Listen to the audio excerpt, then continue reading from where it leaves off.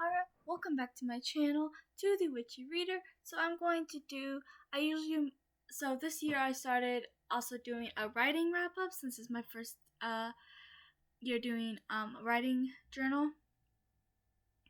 And I've been having a lot of fun with it.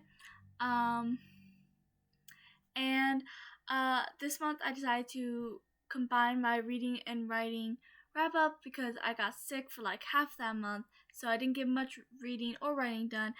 That's gonna change this month though because I'm motivated for reading and writing, so I plan on getting a lot done. But this is not my TBR, so we will talk about that in my next video, which I'm going to be filming afterwards. But for now, my reading and writing wrap up of March, because last month was March, if I even know what month it is, because I do not. So I only read 2 books last month. I got more writing done, but writing is different. I got more writing done because and part of the reason why I didn't get as much reading done last month was because even when I wasn't sick, I was focusing a little bit more on writing, which I tend to do. But this month, I'm motivated to read a lot of reading done. So there's that. And last month, I really wanted to publish my 6th book, which was The Witch of Light, which is now published and available.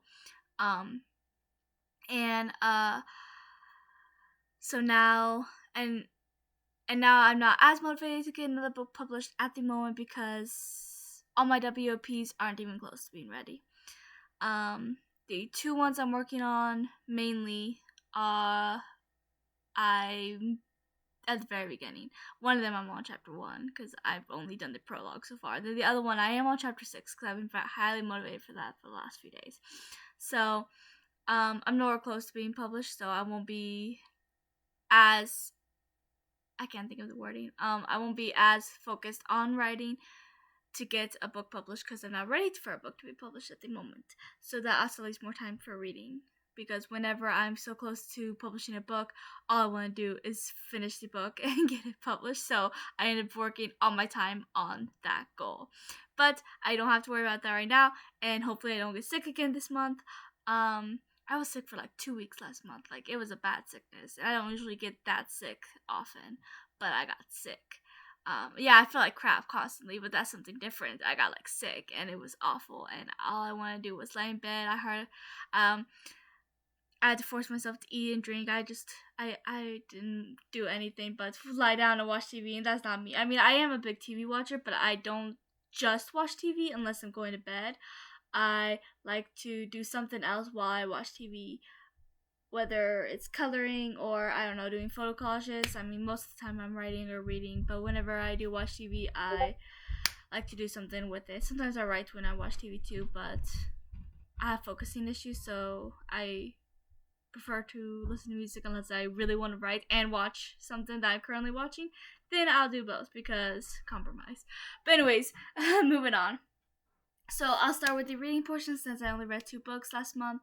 Well, actually, I finished 2 books last month. I did do some other reading, but I didn't finish those books that I had started. So, the books I read, I have no idea where I put that one book. It should be here somewhere. My bed is a mess. There it is. It's under some other books. I have like all the books that I'm wanting to read this month, like here, and yeah. So, Beastly, I read this. I finally read this. I figured it was a great time to read this because it is a standalone, and I don't read many standalones. So whenever I do have a standalone, I'm like, maybe I should read my standalones. Which because I'm more of a serious person. I do have 2 other standalones which I did start last year, but I never finished. And it's not because I'm not enjoying them. I am enjoying them. I'm just, how do I explain this? I mean, you're a reader, so I'm sure you'll understand. But it's like, my siblings are loud upstairs. Okay, it's like it was like I was liking it. I just wasn't in the mood for it now, and I wanted to wait for me to be in the proper mood for it. Otherwise, I wasn't going to rate it very high, and I was like, I want to give it a chance whenever I'm actually in the mood to read those two books, and I'm a mood reader. So yeah. But I wanted to read this, and I ended up getting in the mood for it, so that was helpful. And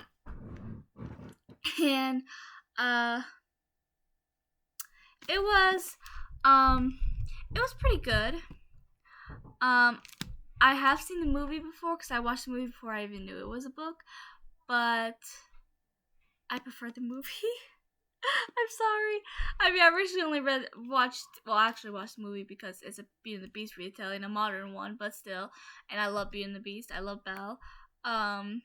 So yeah, but it also has Vanessa Hudgens and Neil Patrick Harris in it. So I was like, you know what? I have to try it, and I loved it. And this book was good. Don't get me wrong. I mean, I rated it 3 stars, so it wasn't a bad book, but it wasn't a great book either. And I feel like the only thing I preferred in this book than the movie was the fact that Lindy was a huge fan was a big bookworm, because the movie didn't really get into that. I mean, I don't think my phone's going off. I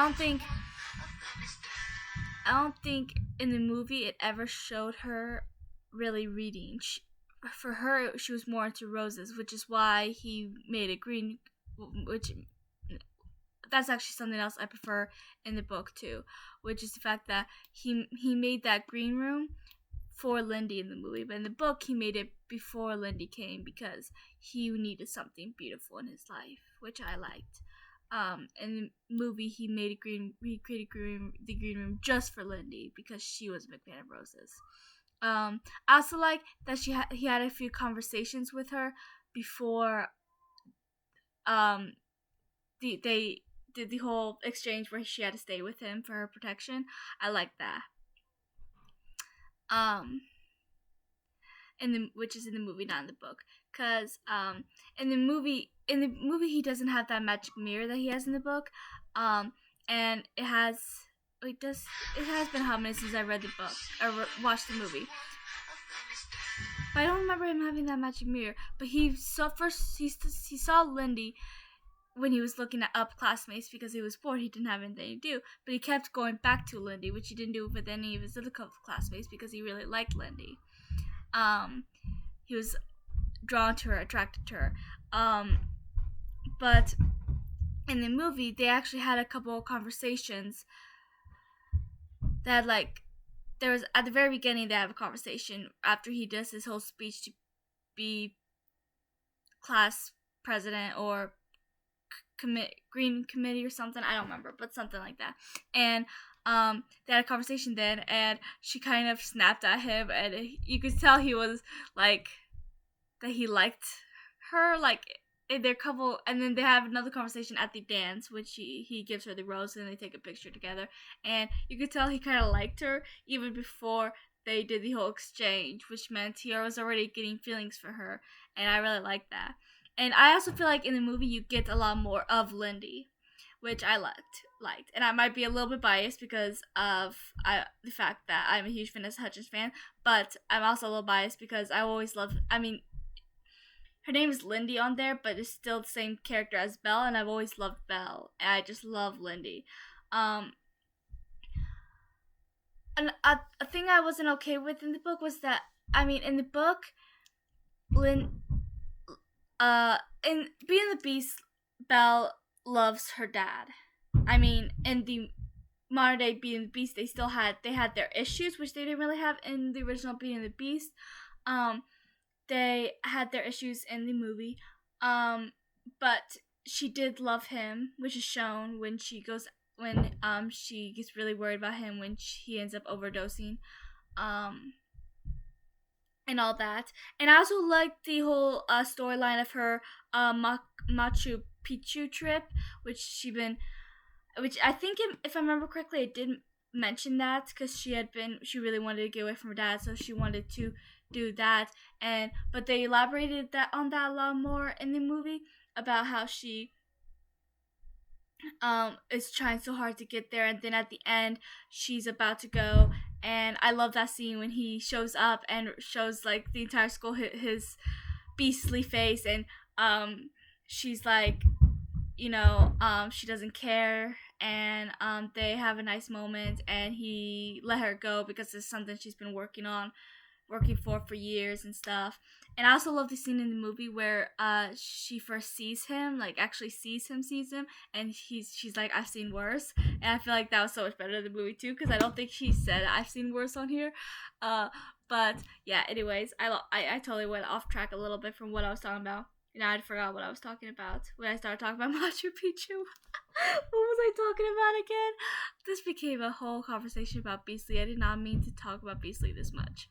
But I guess I would just talk about why I like the movie better. I don't know. But, yeah, and I mean, the book wasn't bad or anything. I don't think I'll be going back to it, um, but yeah. Oh, I remember what I was talking about. In the book, her dad was abusive, and Lindy had to go through abuse from her father.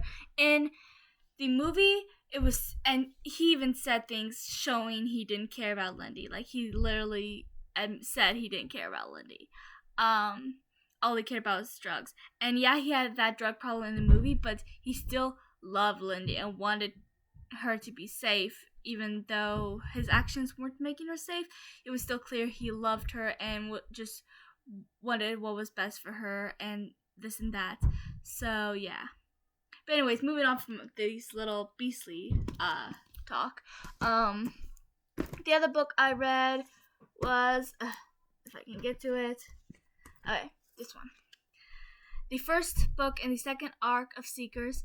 And of course I loved it because I love Seekers. When I was reading it and Nanulak came, I was like, oh crap, this is the book with him, because I do not like Nanulak, and he does return in the last book, but he wasn't on as much in the last book. He was only on like the end because he ended up being the secret villain in the last book. But yeah, there was, I just hated him because they were leaving. They left Star Island, which is where they were in the majority of the last book, and they end up in another island, and there's a bunch of brown and white bears on that island, which usually white and brown bears don't live near each other, except for in their cases, the three of them. But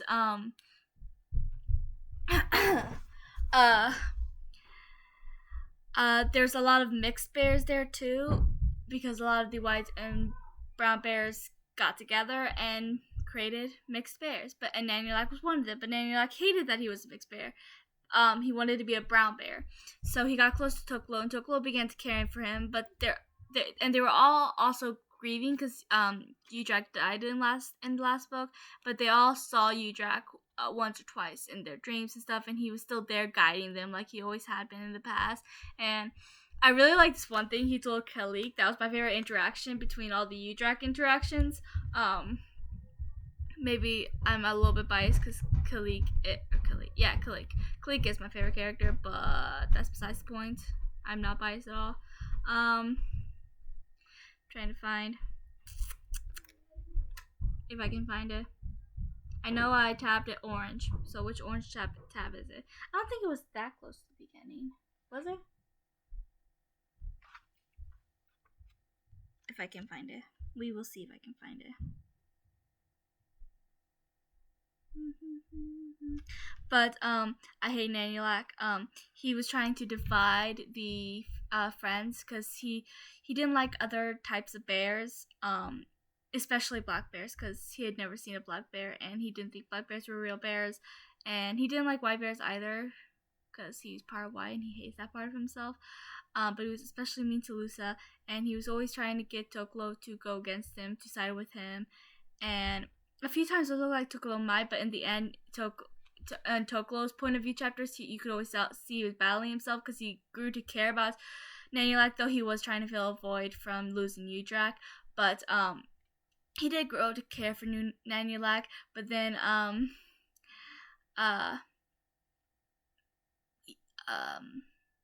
was what I thought. But then he always loved but he loves Kalik, Yokon, and Lusa so much. They are his family, which he mentioned. They are his family. But at the same time, he knows that they're all in the first arc. They're trying to find where they belong in the world, because they all had to leave their homes for whatever reasons. And in the second book, they know they're about to split up because they're all looking for their individual homes because they know that they cannot live together forever. They cannot keep traveling forever. The second book is The Melting Sea, which I did read most of last month.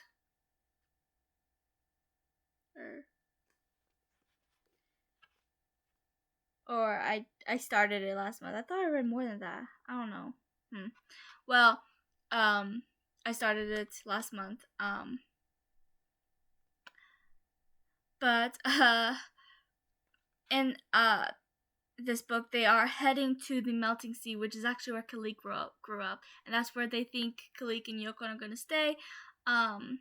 Spoiler alert: they decide that they will return to Star Island, which is actually where they were when Udrak died, and that's where Yukon is from. He left his home and his family to be with Kalik.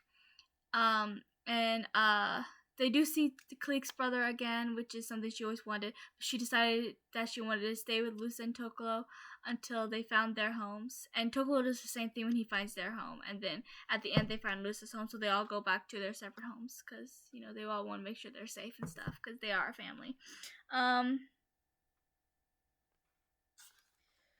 Okay, I think I did find it. Okay, so it's this scene. Okay, I found it. It says, because they started fighting because they're all dealing with their own loss at losing Udrak and their own grieving. So I love what Udrak told her. Tokolo isn't the easiest bear to get along with. There was a spark of amusement in Udrak's eyes, but you have always been the one to calm ruffled fur and keep the bears together. This is your gift, Kalik. And I thought that was really sweet because they all have their role to play in their mismatched group. And Kalik was always the heart of the group. Because what Udrak said is true. She's the one she's the one that's always calmed everyone and kept everyone together. She's the glue, I guess you can say. And I just really like that. Yeah, Kalik is my favorite character for those of you that did not know. But I did start The Melting Sea, and I'm only on chapter 4. For some reason, I thought I was further than that, but I guess not. But I do plan on finishing it within the next couple of days. Maybe tomorrow, we'll see. And then there's Goblet of Fire, which I did read as well last month. But then I got sick. And this one I'm definitely planning on finishing this week because I'm buddy reading it and I'm behind because I got sick. So yeah. But so that's my reading wrap up. That was longer than I meant to for just talking about 2 books. So for my writing wrap up, I didn't write much last month. Okay, I wrote more than I thought I did. But it's easier to write when I'm sick than to read when I'm sick. But I still didn't get that much writing done when I was sick either. But like I said, even when I wasn't sick, because I said I was only sick for half that month. That's okay. I can't speak. I was only sick for half that month. And but the other half I was focusing on writing more, so I did do a lot more writing than reading because I was trying to get that book published, and I did. So yay! I did have to push back the release date a little bit because I did get sick, but I was still able to finish it. So yay! So I'm not even gonna say the name of the book I did because every day that I did write, I wrote Witch of Light. So I'll just worry about the date and the word count. On the first, I wrote 1,150 words. I did pretty good. A pretty good start for the month. But then the second, I only wrote 330 words. And then the third, 685. Fourth, 395. 5th, 2,679. Yay! Because 2,000 is actually my goal every day, but I don't always make it, as you can tell. But I'm trying not to put too much pressure on myself to do that. And then the 6th, 437. On the 7th, 1,514. On the 9th, 2,471. On the 10th, 3,484. On the 11th, 2,375. On the 12th, 1,302. On the 14th, this is where I switched from finishing my writing to actually editing. So 4,416 words edited. 15th, 11,994. I actually did good that day. 16th, I edited 11,256. 17th, I edited 9,121. The 18th, I edited just 2,664. 21st, I edited 5,358 words. On the 27th, I edited 13,955. On the 28th, I edited 10,766.